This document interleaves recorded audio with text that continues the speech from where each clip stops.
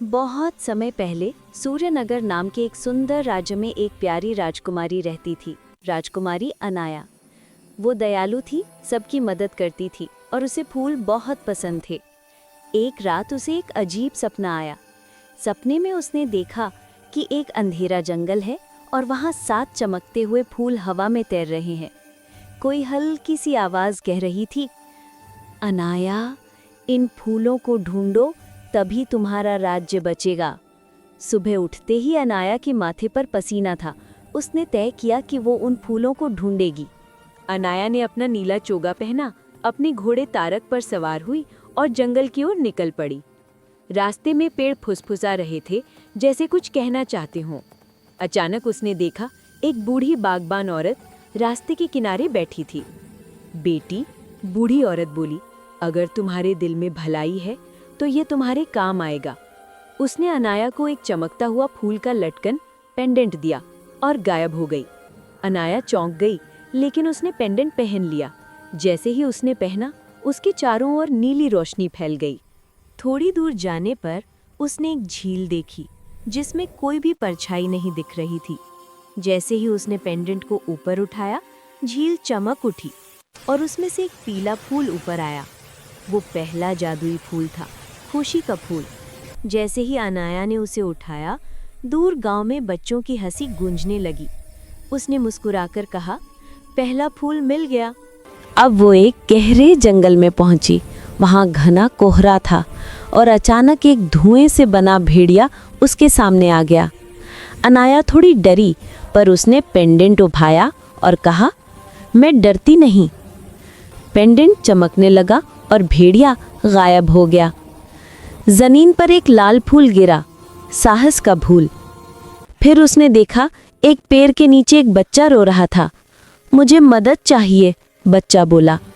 जब अनाया पास गई, बच्चा धुएं में बदल गया। वो एक भ्रम था, लेकिन उसी जगह से एक हरा फूल निकला, स्वास्थ्य का फूल। अब अनाया एक चमकती हुई गुफा में पहुंची। दीवारों पर चमकते हुए अक्षर लिखे थे। वहां एक जादुई आईना था। जब उसने उसमें देखा तो उसका प्रतिबिंब मुस्कुराने लगा, लेकिन वो मुस्कान डरावनी थी। आईना बोला, क्या तुम खुद को पहचानती हो? आईना टूट गया और उसके अंदर से एक काली परछाई निकली, जो बिल्कुल अनाया जैसी दिखती थी। वो थी उसकी परछाई वाली अनाया, शैडो अनाया। दोनों में जादू की लड़ाई हुई। एक तरफ रोशनी, दूसरी तरफ अंधेरा। अनाया ने धीरे से अपनी माँ की लोरी गुनगुनाई और उसी पल अंधेरा मिट गया।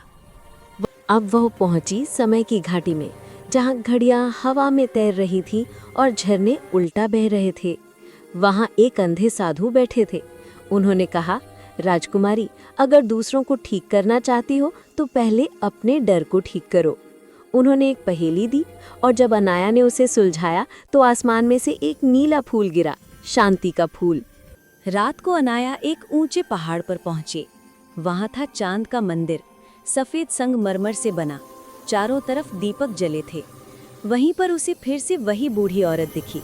अब वो एक आत्मा यानी गार्डियन बन चुकी थी। उसने कहा, आखिरी फूल वहां है जहां तुमने भरोसा किया था, पर अब वो तुम्हारा दुश्मन है। अनाया का चेहरा उदास हो गया। उसे याद आया अपना पुराना मित्र, राज्य का मंत्री रुद्रन। अनाया वापस महल पहुंची। वहां सब सन्नाटा था। अंधेरे में रुद्रन खड़ा था, काले वस्त्रों में, हाथ में जादुई डंडा, जिस पर 7 सूखे फूल लटके थे। तुमने मेरे फूल ले लिए अनाया, अब मैं तुम्हारा राज्य ले लूंगा। दोनों में जादुई युद्ध हुआ। फूलों की पंखुड़ियां आसमान में उड़ने लगी, लाल और नीली रोशनी टकराई। महल की दीवारें कांपने लगी। फिर रुद्रन ने अनाया को बैंगनी जादुई पिंजरे में कैद कर लिया, पर अनाया ने आंखें बंद की और कहा, सच्ची शक्ति मेरे अंदर है। पेंडेंट से 7 फूलों की रोशनी निकली और एक सुनहली कमल बन गई, जिसने पूरे महल को रोशनी से भर दिया। रुद्रन का डंडा टूट गया और उसके अंदर से एक बीज गिरा, उसकी अच्छाई का बीज। वो रो पड़ा। अनाया ने उसके सिर पर हाथ रखा और सब कुछ शांत हो गया। आसमान साफ हुआ, फूलों ने फिर से खिलना शुरू किया। सूर्यनगर में फिर से हंसी लौट आई।